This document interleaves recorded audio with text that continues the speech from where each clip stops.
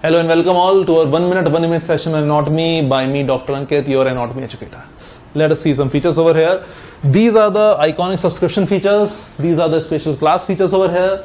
These are the updated Q bank, 25,000 Q questions with the detailed explanations. This is your new batches coming in from the 1st of September. FMG is the next batches, the NEET PG batches. Then you have the NEET PG 1 month package is still valid. And finally, you have this list of grand tests with the date and the timings over here. Finally, you have still an year subscription in which you get 2 months extra, and you have 4-year subscription, mainly for first and second years for students, both Plus and Iconic over here. Once you check out, you get 2 options of Plus and Iconic. Choose any one of them, depending on the time schedule which you want. But don't forget to apply this code also if you want some extra discount. This Dr. Ankit Live. Here is the image over here. That is the topic. Now this is obviously the kidney, the bean-shaped kidney. Now, which side kidney it is, right or left side? Obviously it is a left-sided. Why not right-sided? It could be the, you can say, the posterior view of the right kidney or the anterior view of the left kidney. First of all, the surface anterior slightly convex, but other things, you can see this adrenal gland over here. Adrenal gland is at the superior pole of the kidney, but more anteriorly. You can see it is more tilted anteriorly. So one point is that this is the adrenal gland. You can look at its location. Second point is, if you look at the structures in the renal hilum, VAP, vein, artery, pelvis. So you, in the hilum from anterior to posterior, your structures of renal vein, renal artery, renal pelvis. So you can see over here, this is the aorta, part of aorta over here. These are all made up of casts. This is the abdominal aorta, and here you can see the left renal vein. The left renal vein, it is anterior. Behind it you have the arteries. This is artery, that is vein, and behind it you can see the renal pelvis, which continues down as the ureter. Okay, so this thing is telling you that is the anterior view of the left kidney. Superior pole, inferior pole, lateral border, the renal, you can say the renal hilum, and that is a pelvis coming out of it. Renal sinus would be underneath it, adrenal gland. Now a very big left renal vein. It is crossing the midline. It is crossing the midline to enter into IVC, which would be over here. Not just this, but I have to make 3-4 lines over here.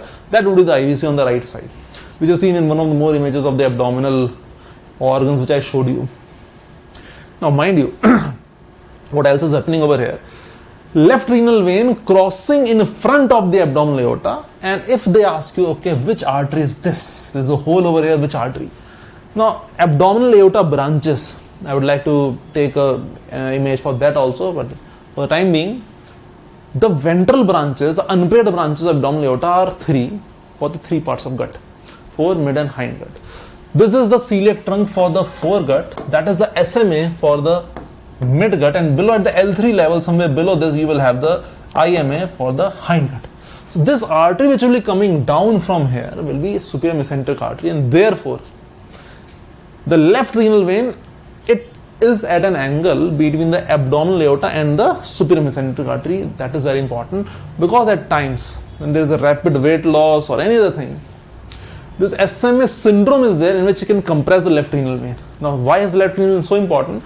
First of all, obviously there will be hydronephrosis and other stuff, other pathologies in the kidney itself. But apart from this, as the vein is very long, it is 3 times the length of the right renal vein. The reason being the right kidney is over here and the right renal vein is like this, and the left has to come from here. So it is around 3 times the length of the right one. But apart from this, it not only drains the kidney, it also drains the adrenal vein. Not just that, from below, the gonadal veins. In males, the testicular vein, females, the ovarian vein, they drain into the left renal vein. Therefore, if you have an SMA syndrome or anything which is obstructing this vein over here, you can have the varicocele from males. So therefore, we say the varicocele in males, the feeling of bag of worms on the scrotum, inside the scrotum over the testes, more on the left side. The reason is this, that the left testicular vein enters the left renal vein at a perpendicular angle. These are few external features of the kidney. But now imagine if you cut the kidney with section, not TS, but better to visualize the inside of the kidney, take a, you can say a longitudinal section, take out a coronal section. Structure seen are like this. What is this? See, the outer part of the kidney is known as the C4 cortex. Clear? Inner part is M for medulla. And M for medulla has your pyramids. These are the pyramids. We can see over here. These are the PY for pyramids. The apex of the pyramid over here is known as the renal papilla. Renal papilla. Okay, so cortex outside, medulla. Medulla is made up of pyramids. The apex has the papilla, known as papilla. Papilla is a small opening. We have various places like in eye also we have papilla and all. Now between the medullary pyramids, you have the renal columns. These are the renal columns. Everywhere you have the pyramids. So I'm just showing you the few pyramids over here, here, and these are the renal columns. Fair enough. This is your area for the renal papilla. This is the area for the renal papilla over here, over here, over here, other areas also. Now this papilla, now mind you, nephrons, PCTs, DCTs, collecting ducts, collecting tubules, they open up into the papilla. From papilla, here you have the minor calyx. I'm just writing MI over here, MI over here, MI and MI. These are minor calyces. So these minor calyces, they will collect and they will form into the major. I'm just writing 2 to 3 major calyces over here. So all these minor, they will come and they will form the major calyx. This is the major calyx area. Now these 3-4 major calyces, or 2-3 major calyces, they will come over here and they will form the renal sinus. Renal sinus. Sinus is a dilated space. Now this renal sinus over here will come out as a renal pelvis. This is the renal pelvis over here. The pelvis. This area is known as a renal hilum. This is the hilum of the kidney. This is the hilum of the kidney. Hilum. Now this renal pelvis is slightly continued with it, and as it goes down near the lower border of the kidney, or you can say somewhere in between, it becomes a ureter. It becomes a ureter. That is the coronal section of the kidney inside. Identify. Cortex is outside. Medulla having pyramids. The tip is papilla, where the collecting tubules will open, and from there the minor, major renal sinus, pelvis, ureters, like that.